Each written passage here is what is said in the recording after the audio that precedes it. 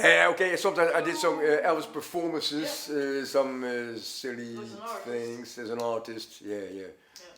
For the children in school, and also when it was the opening of an exhibition. It was in Eindhoven. It was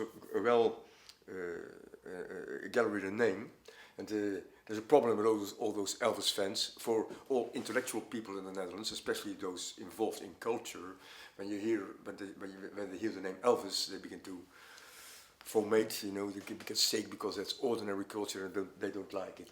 So, and I was very involved in what it could mean for someone to be a fan. It's where comes inspiration, but what brings in inspiration, and how are colors used, and such quite how do you call it, basic things. And so I was asked to do a performance for the opening for the exhibition.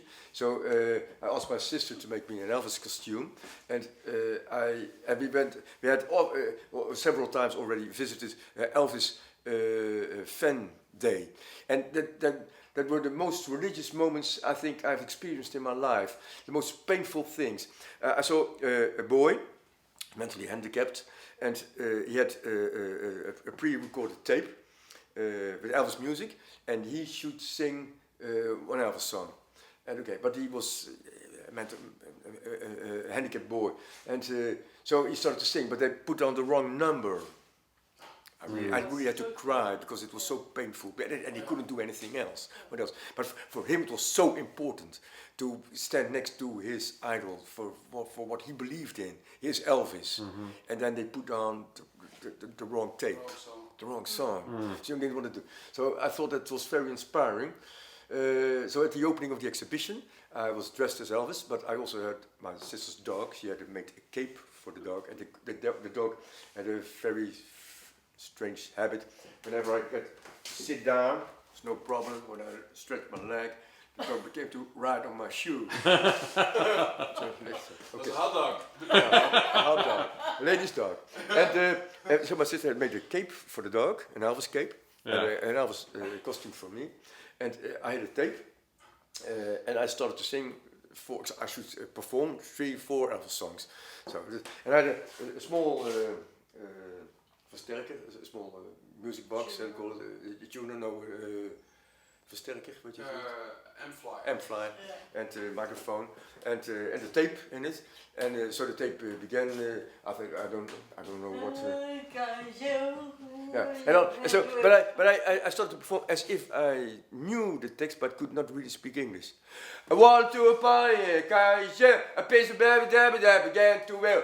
I was had niks. I was taking around with my kicks to imitate the handicapped boy for the artist's public. So in the beginning they were stunned, what's happening, and then they began to realize it was serious what I was doing. The dog was not inside yet, so so people they moved away from me. So they didn't like it. And what I did, I placed myself in the corner, and I was just walking up and down because I could not get out of my corner just with my music. And a wise man say only fools rush in, but I can't help falling in love. But then that was my third number, but half the audience was already left because they thought it was an amateuristic or what a strange performance they did not understand. And then the dog came in, and I sat on and I fucked my feet. So, and they understood what I thought about them. Okay, fuck them. So it nearly was, and there were some colleagues of mine. There is some video material of it. It really started to fight. Yeah, because it was about Elvis and the way I provoked them because they ran away from me. And the dog was what I thought of them, and I think they experienced it. But so it seemed, and it even was a kind of religious performance. I imitated that handicapped guy who could not speak English as well. But I thought this was it's Elvis, and then it was nonsense. And later on, it was nonsense because they did not watch well enough. So it was one of the best performances I ever did. But later on, because it was. nearly became to a fight. Siegfried was erbij zo.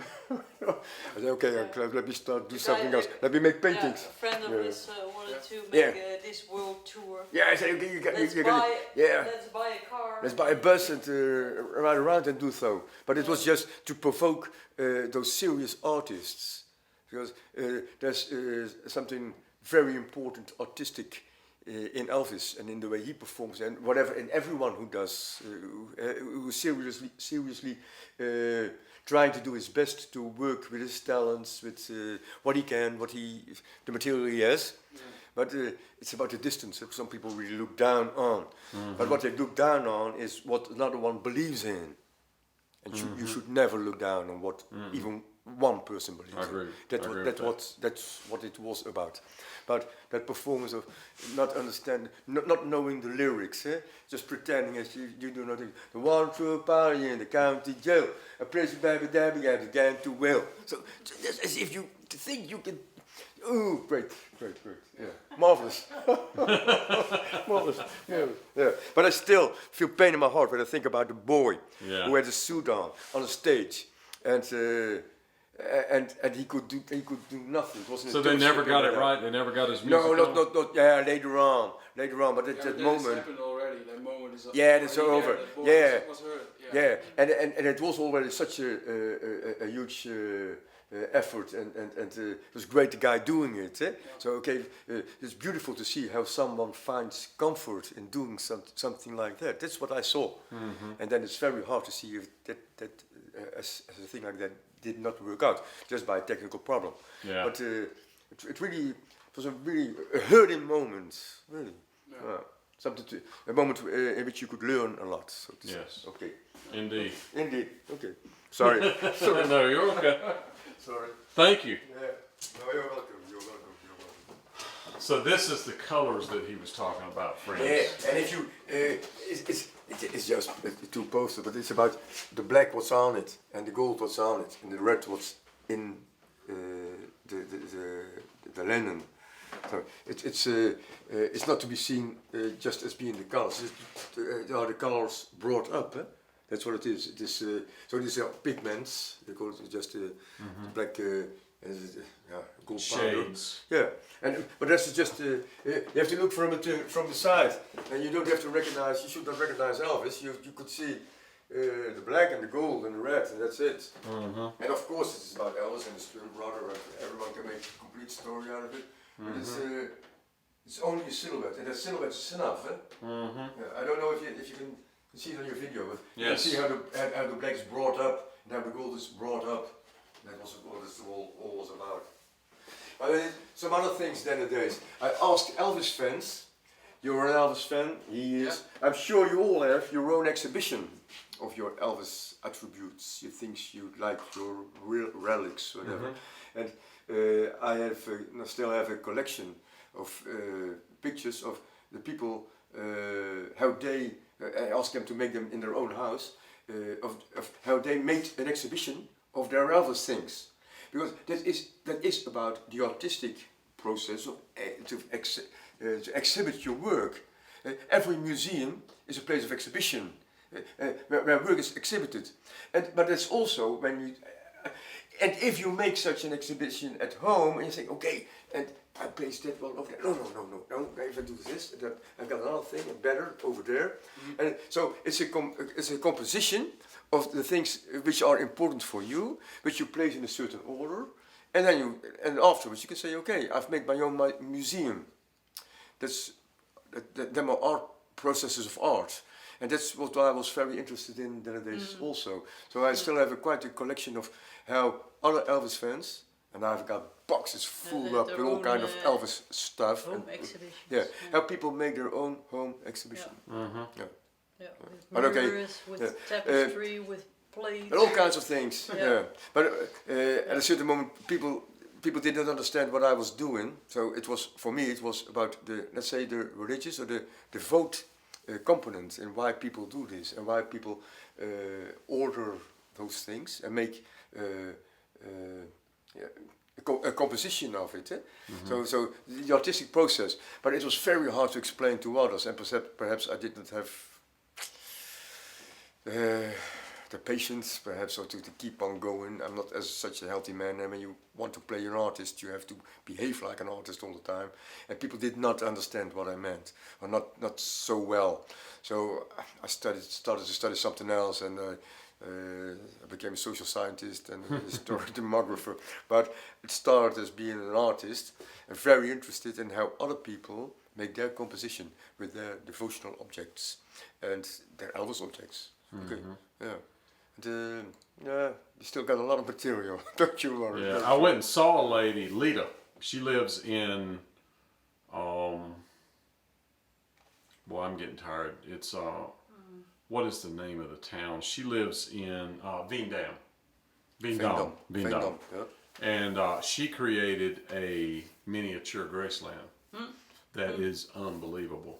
Yeah, we made one of a carton of paper for the pictures. You saw the picture, and that was in the atelier. It was a sort of entrance of Graceland. But she made a complete Graceland. Everything. And she made the house, the grounds, the meditation gardens. If you look, she made the rooms. If you look in the rooms, if it has a cabinet, the drawers open, and the things that are in the drawers in the house are in the drawers in her house. Yeah. She handmade it all. Yeah. Little tiny stuff, little chandeliers this big. And she made it all. She made it all. It's unbelievable. And of course that video will be coming out too. Yeah, unbelievable. There are a lot of Elvis fans still. Oh, there's an incredible amount of Elvis fans. We'll see.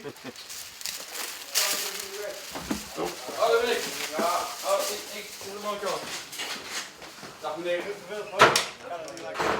ja, ik was er straks hier en eventjes ermee vuur. Was he holding people up? Out yeah, he's holding people up. Oh wow. Hartstikke bedankt, hè? Ja. That's a big old machine. It's tight in here.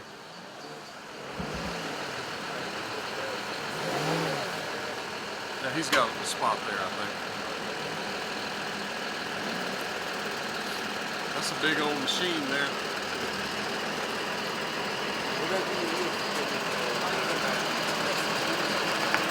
Actually, north of Nashville, Johnny Cash's house is. Did you ever see the movie Walk the Line?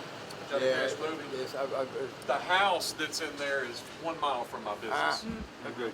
Good. Yep. You're leaving. Okay, now Patrick. Wij zien elkaar nog een keer. Kom een keer langs. Thank you so much. And y'all stay in touch. Yes, okay. You've got my card. That's my we got your email on the card. Okay. You're welcome to contact me. When I do this, I'll send you a copy of it before I put it out. Okay, for you to take a look. Yeah. So I want to know about the battle. Okay, so this house was involved. Yeah. Yes. But you said that the Germans were over here somewhere.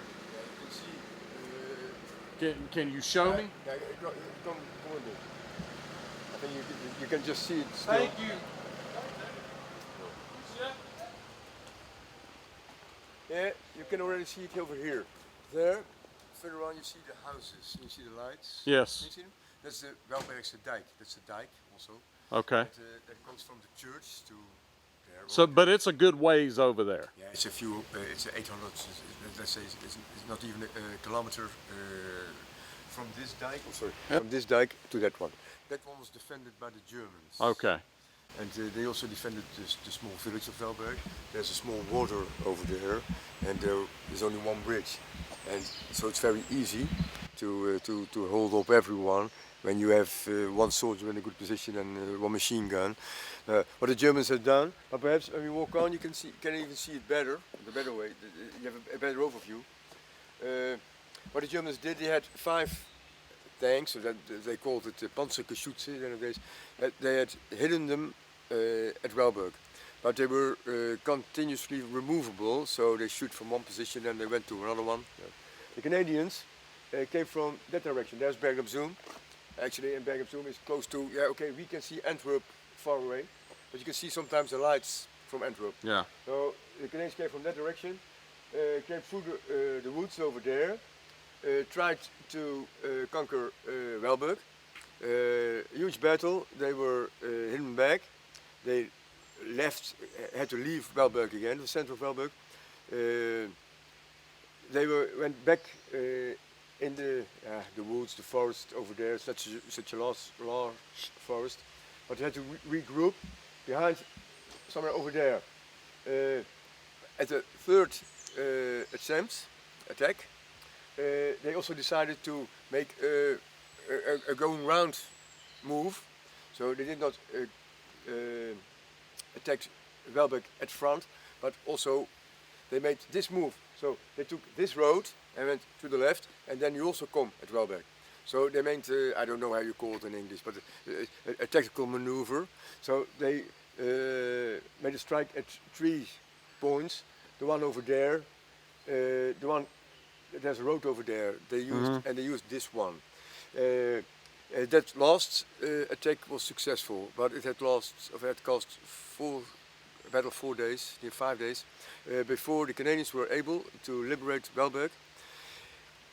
And what happened in between, many, not even so much, but at least a few hundred German soldiers got the opportunity to, but it's 20-30 kilometers further on, to go back from Zealand and regroup behind Dinteloord and cross the water over there. And then the bridges were blown and all Germans were in the vesting Holland, and the Canadians could not get over the water over there. So this is actually the last big battle of 1944. And afterwards the liberation of the Netherlands stopped and only gained momentum once again in the beginning of 1945. So in this region, when you see many people, I think civilians but also Canadians died over there, that dike over there.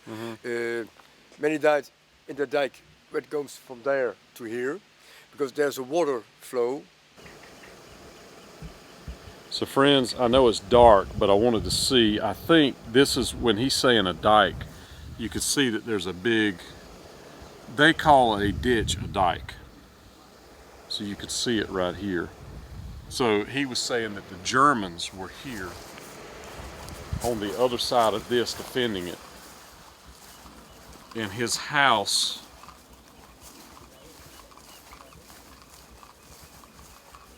is down there. You could see the light. So it's a pretty good ways. So this is what he's talking about. So there was a pretty good war here during World War II. You can see where his house is right there. From here you can also see the church. Look at that site.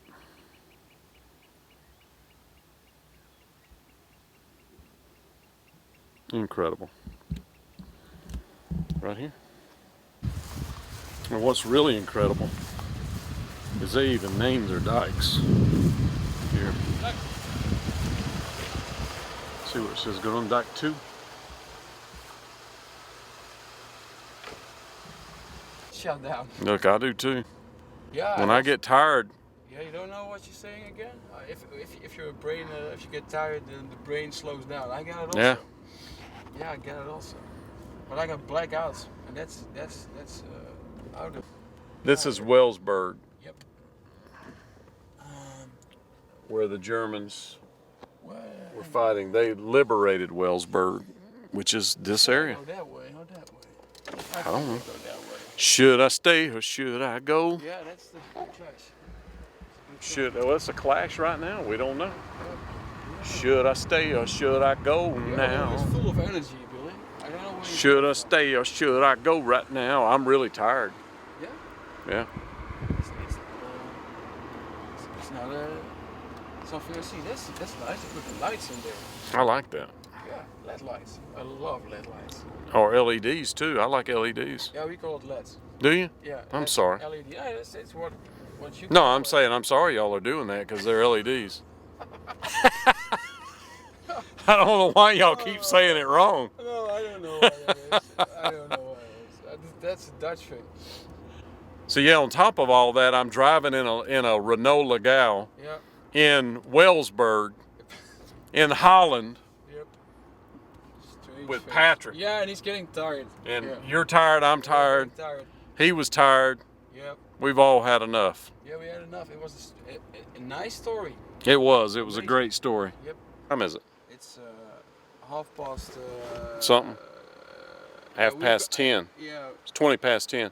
So friends, we're at the train station in somewhere. Eating back. This is my friend, Patrick. Thanks, man. I had a great It's time. after 10. I'm tired, he's I'm tired. also tired. We got some great stuff. He tightened up and got me an interview with a guy that talked to Tom Parker, interviewed his sister, had some inside knowledge of it. So there you go. There we go. And there you go on the train. Appreciate you, Patrick. Yeah, Thank you, my It's friend. been a nice day, Yes, a sir. nice afternoon, really. Yes, I sir. love it. Yes, sir. I appreciate you. So, friends, I am in Rosenthal. I got to go to platform 3, go back to Tilburg, and then head back to Eindhoven. So, another great interview. Patrick really stepped up and found that guy. That was incredible. Big deal. And I will be forever grateful. It's a big, big deal.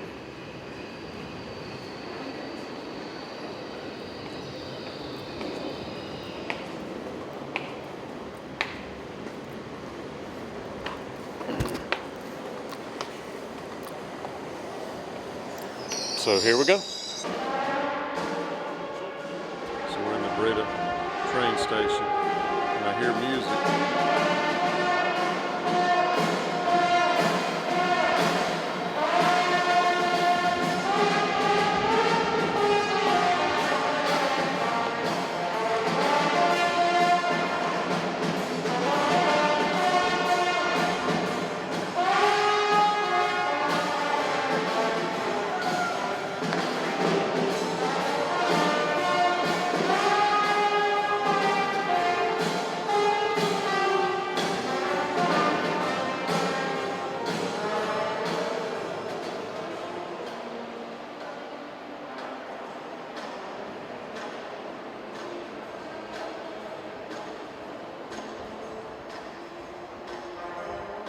Yeah, it's not, but almost 12 o'clock.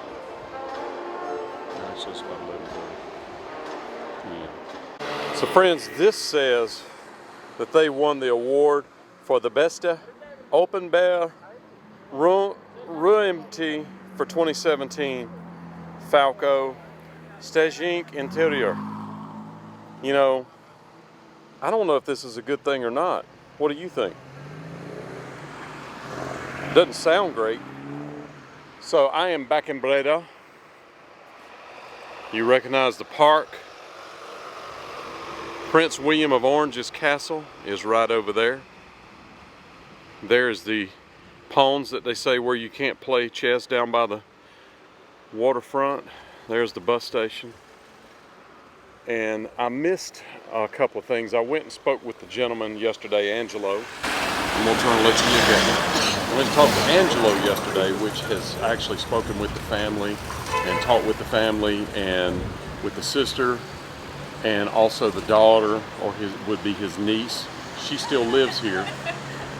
And looking at some pictures and some stuff, I realized, and also I got a heads up from a subscriber, another subscriber, that gave me a heads up of a restaurant that Elvis ate at here that I had missed. It is an intricate part of the story.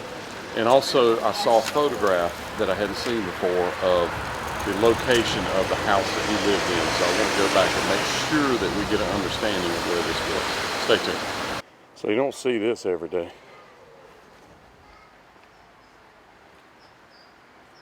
But you did today. So I saw this pack of cigarettes laying here, and look at what it's got, this mouth with cancer in it, or bad teeth. I don't know if that's really cancer. It's Marlboro, by the way. It's saying smoking is bad for you. Stop. Stop, new. Check this out. Look at this. How ornate this is. How beautiful.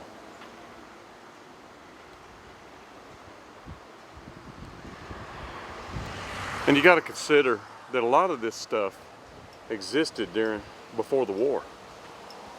A good portion of the things that I've shown you in Holland were around in World War II when the Germans were bombing this place. It's a wonder any of this stuff survived. I think that was a slot and they filled it in like a mail slot. Very cool.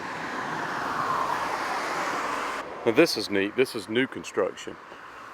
Yeah, this building's definitely new, and see how they're putting the Chris, Vicky, Melina, and Nefeli, the family. And this one just says the family Maratagic, and I'm sure I'm not pronouncing any of that right, because they really twist the way things sound. You know, I'm trying to sound them out in English, and these are not English words, so clearly they're not going to be right.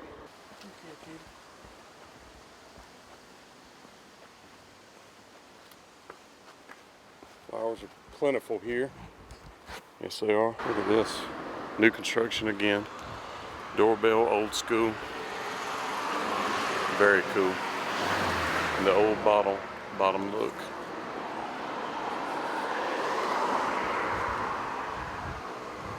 You see they have these metal blinds that they can pull. Very neat. Look at that.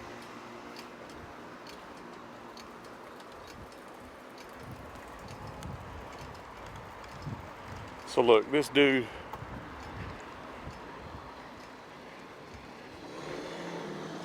right over here, he may spin a tale, but I don't know if you should call him a big liar right on the side of his building.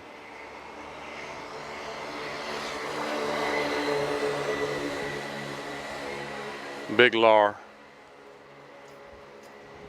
Huh. And on this sign, friends, if you put a dime in the jukebox and try to park, you're gonna look like a baby. Don't try it. Bad idea. So I had no idea what this would even be. It is wallpaper.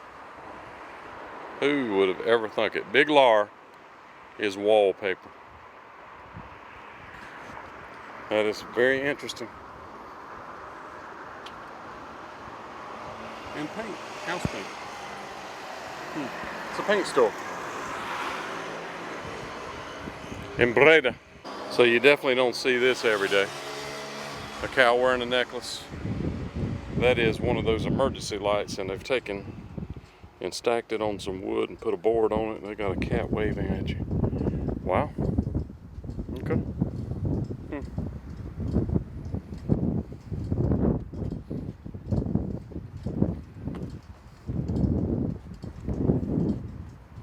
I think most of these are houses. I really don't understand. But they look old. I think this is the museum of Marie Antoinette. At least in my best Dutch. No, this says the house of Marie Antoinette. So what does that mean? 1925.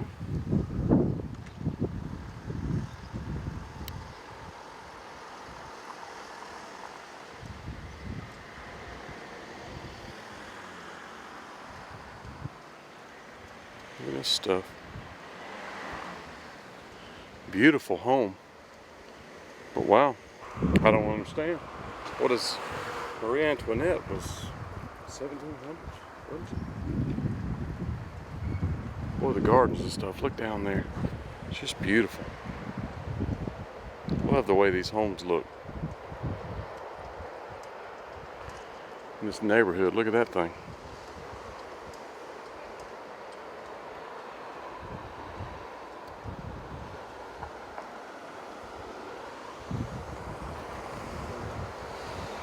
I find nothing on the internet about it, so I'm gonna work on it.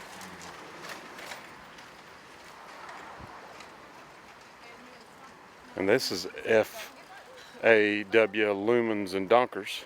Everybody knows that.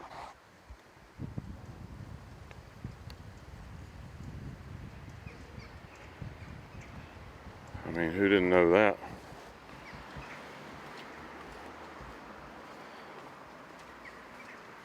So these houses were clearly here in the late 50s.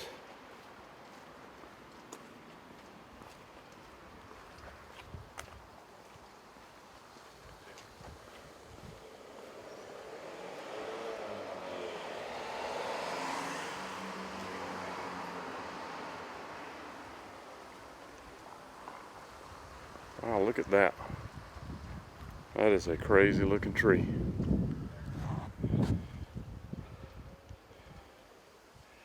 So is this building a casualty of the war by chance? I do. Surely not. But it looks like it got bombed.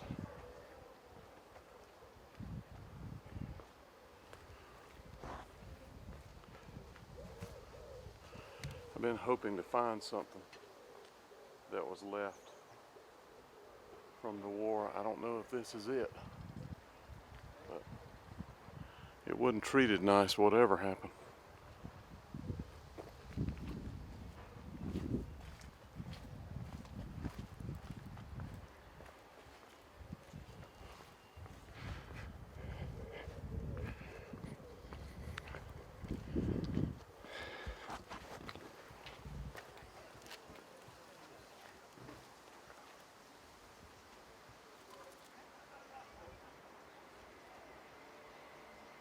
Huh, I'll ask. I wonder. I wonder, yes I do.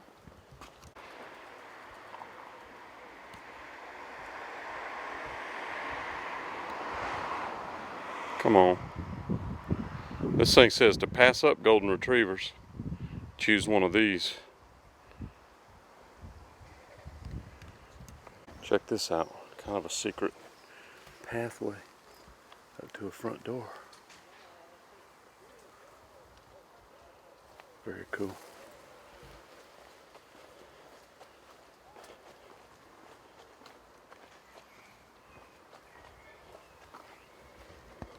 This house across the street looks abandoned.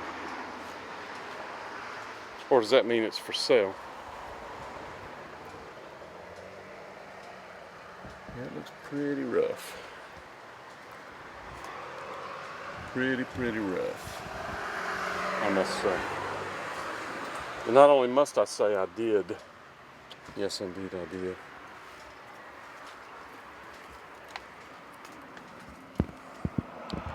Stairs.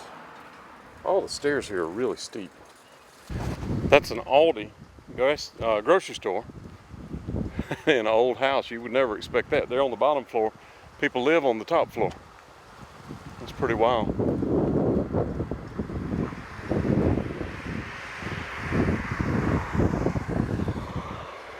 I wanted you to see this. This is a car repair shop, and they've got a BMW engine and transmission. That's a ZF transmission on the back. The ones that, when I worked for Ford, that were in Ford trucks look very much like that, which is a German transmission. So this is a BMW V8, definitely a ZF. You see it says ZF right there. It has that look to it. Very German. So this is Mercedes, BMW, Poot Goat, vans, and I don't know the rest of it. I don't understand it. But a neat little neighborhood. There's a CD shop right there, record shop. Imagine that. Nora lives here clearly.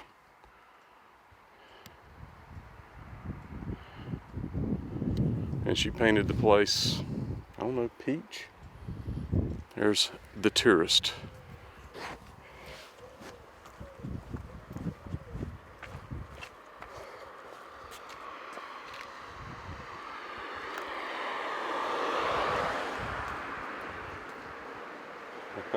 All the way in Holland, friends.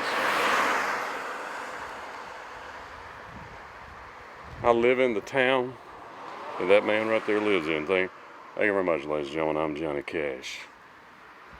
I keep a close watch on this heart of mine. Because you're mine, I walk the line.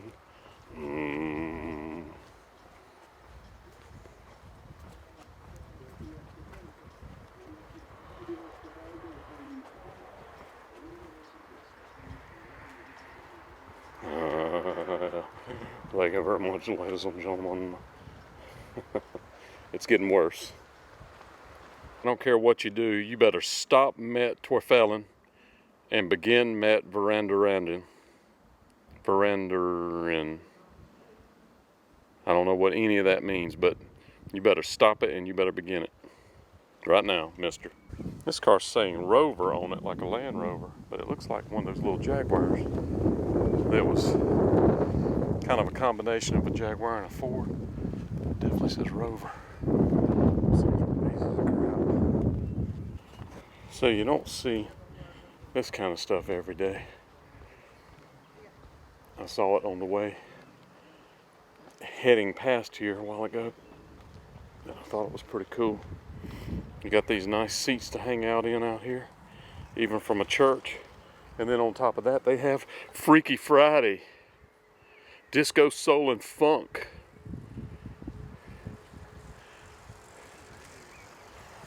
Yeah, they do.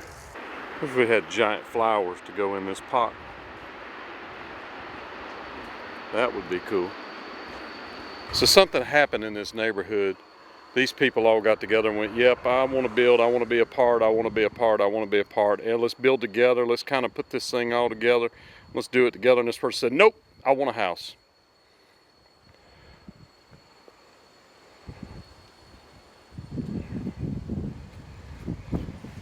Nope, want a house. Surely there's not a phone in this phone booth.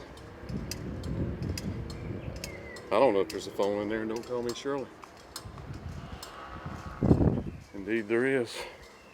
I can't even believe it. That's a dinosaur nowadays.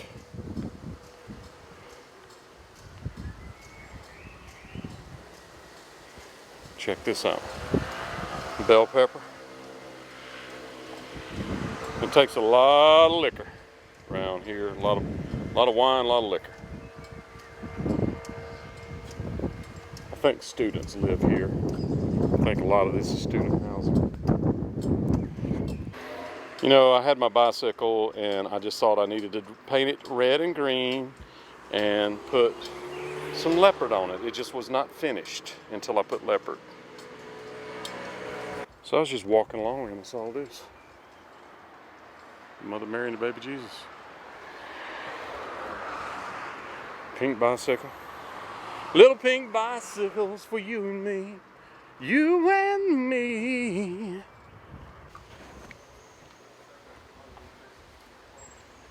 So friends, look at this wild looking thing here. That used to be a church. A lot of these things I'm finding that the churches are gone in Europe a lot of times. Look at this.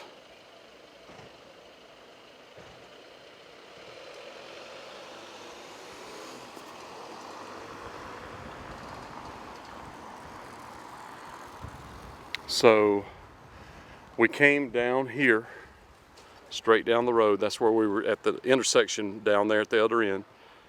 And where the Colonel lived was somewhere right here on the right hand side down this road. Somewhere right here. We're going to walk down there and take a look. Stay tuned. I don't know what this story is, but they have a lot of clowns. They have cars. The man with Tina Turner, the man with lady with Arnold. I think that'd be your wax museum. Clearly the two of them. I think this is a pharmacy. But they love clowns. Right there. Yeah, this is definitely a pharmacy. Huh. Very interesting. So this gives you an idea of what Bostrat looked. There's some buildings that are still original and some that are not. But he lived over on the right hand side, somewhere right in there. We're going to go down and take a look. I think it may be further down. They've changed the buildings now. But this really gives you an idea. So we were just right down there on the corner. I want you to get a feel for the neighborhood from this side of the street.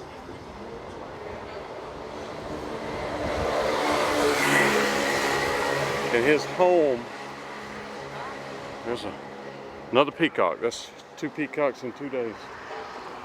But his home would have looked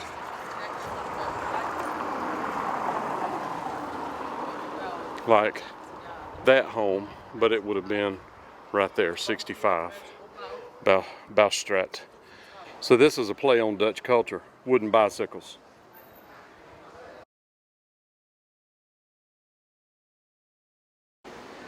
You can see from this building right here, because of the trees we couldn't see it, but when you look at that building, you see that part of the roof right there.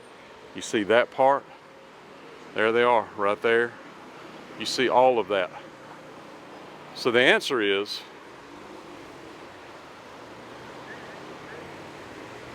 that the house was actually on Vlasic. So this street where it's split is not right. So the house is in here where it got torn down. So if you were going to go from this angle, because the trees are up, I'm going to have to do it like this.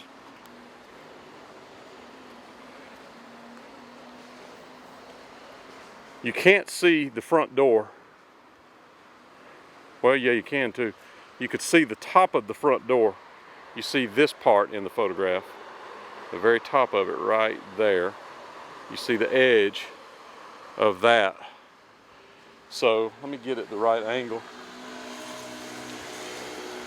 So if you did that, that would put the house somewhere right over here. So that other place may have been the main part of the business. We're going to try to base it off of the top of the door. I'm going to see if I can get where I can see the door from back here and see if we can get a better angle. So all of this has been, it's just like almost everything else, just not quite there, not quite correct. So that church is definitely old enough to have been here in the 20s and 30s. So it was here.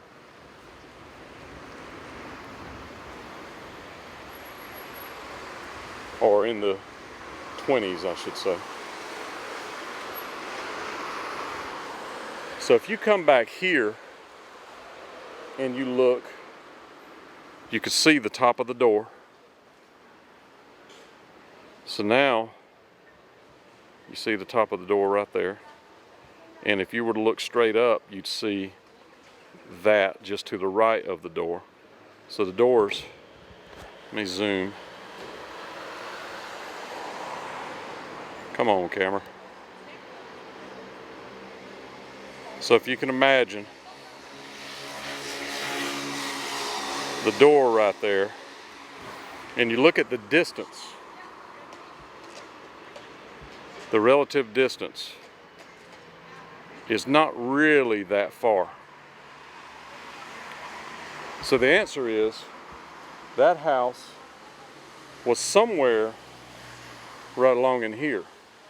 And Vlasic Street was right here.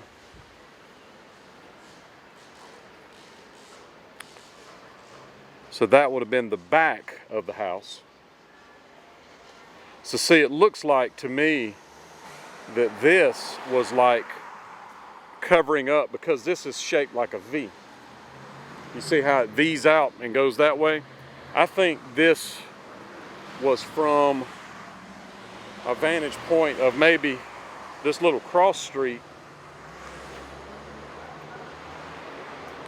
So you could see the door down there, which is right there. And I'm sorry the light is low. This thing's not doing a great job of focusing. You see the door right there. The door is directly in front of us right now. I'm going to zoom. That's the door that you see. This distance is close to right. So he would have lived somewhere right in here on this side. Now they're making a claim that he had something to do with that business, that if you go down that alley and turn, you can see it right there.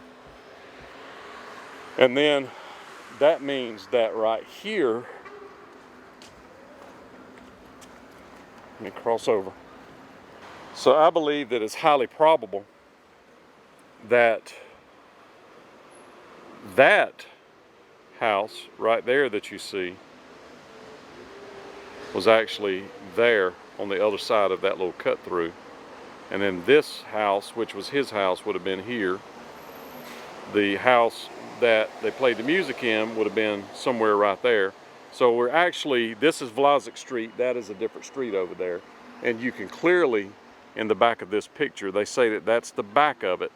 And this could have been at different times now. It looks like something was built in between here, but it could have also, they're good about building tunnels too, who knows. But they're saying that this was his house, that was the Harmony house, and then that's saying the stalls for Jen and Lou's.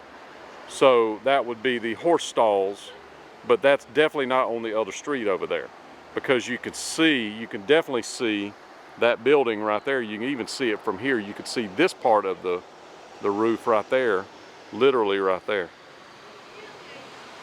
So I think it's pretty clear that it was right in here.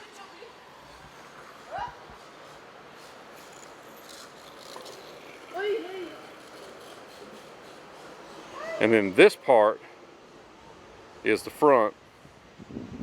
So the road would have been one lane, that would have been somewhere right there, and the street light would have been somewhere over in here. So that just kind of gives you an idea. There's no way to, the only thing that we have here to work with that we know is correct is we know that that building right there still stands right there. The rest of them do not, but you could definitely see the building through, so it would make sense for them to be right here. And they're shooting through the back over the top, and you can see that building right there. So this right here is an even better view. You see the top right there, which is that and that. You can see the top of the door. So that would have been shot from a vantage point of somewhere in here through the middle of this green to right there. Meaning the front, which is this side, would have been right about there and there. So he actually lived here on this street. That building would have been here at that time, the Holland Casino. It wasn't a casino at the time, but it would have been here.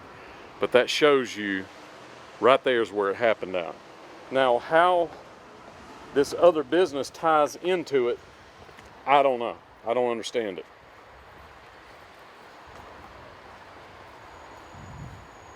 But they seem to think that it ties in. I'm gonna have to do some research and see if I can figure it out.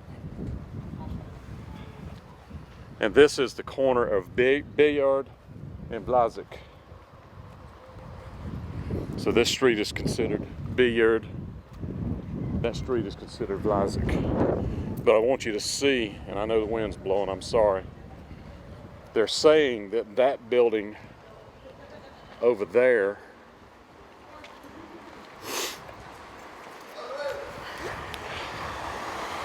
that building right there is somehow tied into the Colonel. Come on, why is this thing doing that? They say that building right there is somehow tied into the Colonel when he actually didn't live there, he actually lived there. Because you can see where the vantage point that I'm at now is too far back in the picture. It's too far from that building.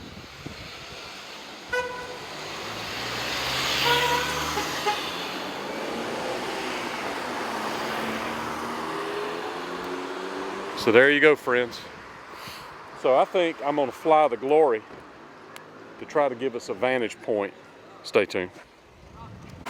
So friends, I hope that I can not make this story very fragmented feeling, although it is sort of fragmented. I'm at a disadvantage. When I'm in America, I have the opportunity to go to a place multiple times, research, go back, research, go back, research, go back. This is my third time here. And it took 3 times for me to realize that it was actually here, not there, not in the alley over there. It was actually here that this happened at. But I'm gonna do my best to put all this together where you can understand it. And I don't know what the tie-in is with this building over here. I want you to see it again. But everybody is making this out to have some sort of a tie-in. And it could be MBT, Munchausen by Tom. Or let's call it MVP, Munchausen by Parker. How about that? Yeah, so if you hear me say somebody's MVP, they're not most valuable player. It's Munchausen by Parker. But it may be that this was the shipping, it was a shipping company his dad worked for that was like UPS, DHL, FedEx. So it may be that this was the main office and the stables were over there.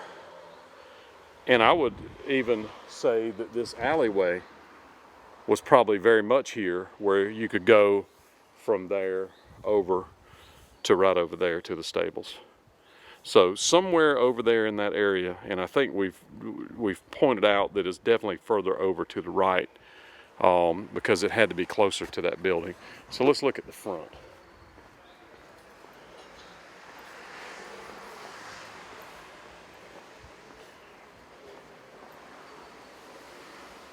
I'm almost done, friends. I fly out not tomorrow, but the next day. I think this is Sunday, so I have one more day. I'm not sure what I'm going to do tomorrow yet. I may try to go back to Bad Nelham. I've got a couple of shots that I could get there, and then I'm done. So this is the front of that building that they're saying had something to do with Parker, but I think it may have been his dad. And at one time there was a plaque here. Plaque's gone. This new company, Pen and Ink New York, didn't want anything to do with it, so they took it down. So there you go. All right, I finally got my lineup right. This is Bostrat. He lived down there on the left-hand side after his dad passed away, or the family did. With his dad, he lived right there where those trees are. It was that close together. You see the trees, you see Bostrat, they move right down there on the left-hand side with his mother and all of his siblings after his dad passed away. So that close together in Breda, friends. In fact, only here could you have the tree signs on two different parts of the, there's Vlasic. There's Vlasic right there on that street. And here's Bostrat right here. So they lived on this side of Vlasic. That's not Vlasic going that way. So I want you to see this. This is pretty cool.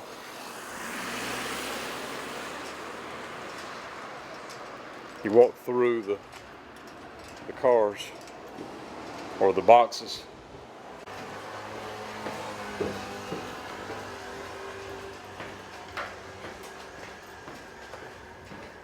While they're doing the construction, which is, by the way, what they call it here for sure. It's called construction. There's the park. So to get here, you come through the park. You come from the train station. You come through the park to the big monument in the middle. You stay left. You come out there. This is Vlasic. There's the trees, the edge of it. He lived right around the corner, and he also lived down this street. So if you want to see those two things, it's that simple. So I'm going to go into the park and through.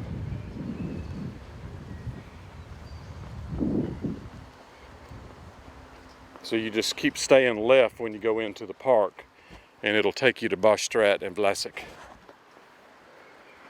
And I'm not talking about pickles. So to give you some points, that is where the monument is, right at the front of the park. That's where I ate there. That's that little restaurant. It'll be on your left. You come straight down here. You go through that red gate. You go right around the corner. Vlasic is straight. Bostrat is to your left. It's that simple to get to. So this is another point. Train station, monument, the sandbox and stuff, the restaurant's there. You stay left, red gate, Vlasic, Bostrat, just that simple. If you want to see William of Orange's castle, you go that way. It's right over there. Purple rain, purple rain.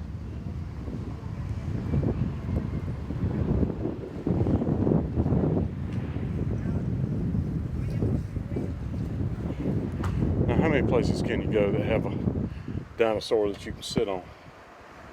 Not many, friends, not many. Just know when you come off the train at Breda, you always go to your left.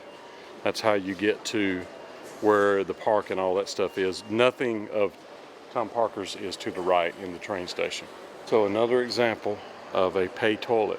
We're in here and you can see that it's 70 cents just to use the toilet in the train station. It's a shame. So friends, I just got back from Breda. An incredible afternoon of refilming some things, finding some things that I hadn't found before, and you see there's a clock up there. And something I noticed, I came out, it's, you know, it's dark, you can see clearly it's nighttime. It's after 10 o'clock, I'm not really sure what time it is. Yeah, it's almost 11 o'clock. And you see there's a door here, look at that spiral staircase. And it just goes, so to work on that clock, they have to climb that staircase.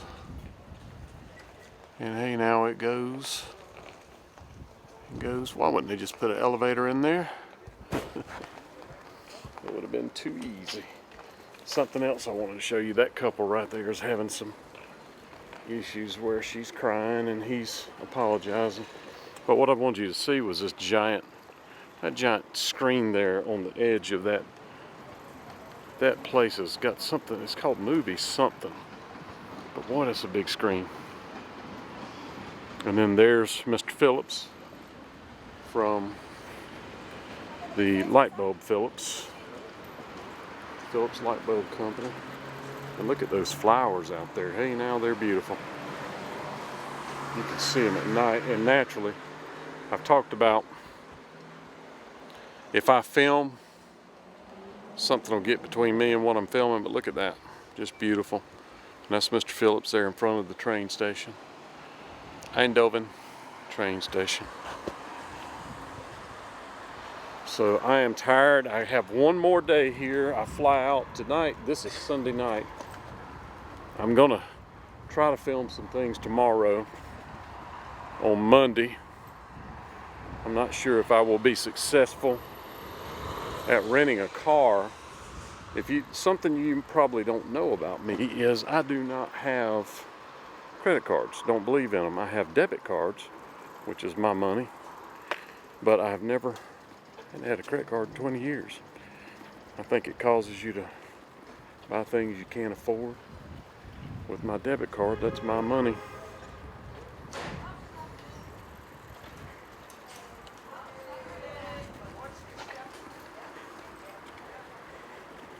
I guess those guys thought there was nobody on the sidewalk but them. They're gonna take up the whole thing. Pretty cool. But it's time to go rest. Running to Breda was not something I had planned. It was kind of a impromptu thing. I was going over some pictures and studying and realized that I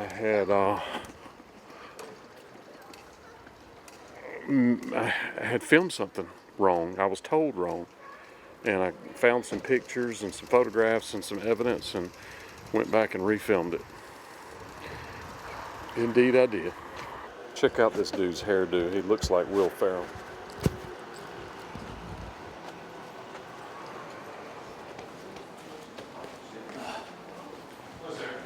So y'all don't look at my unkempt bed, but something I wanted to point out here is interesting. We have these great big thick mattresses in America and all this kind of stuff. And these beds have slept, actually, my back doesn't hurt when I get up in the morning. So there's something about them that actually works. But look at how thick the mattress is. That's it. That's all there is to it. It has this under the bottom. And the mattress is literally just a little old tiny thin thing. That's the thickness of the mattress. That's it. That's all there is. What's that, 2 inches? But wow, those things are comfortable. And you could roll that thing up and throw it in the back of your car and haul it around. Amazing. They, the Scandinavians really know how to design stuff. So friends, I just came back to the bike place and turned my trusty steed in right there. It's 9 o'clock in the morning. I want to show you how foggy it is out here. I'm going to try to switch to an alternate form of transportation that's going to kind of determine what my day is going to look like. But it's real foggy today, and it's cold again. Colder than I want it to be. But it is what it is. So let's get after it.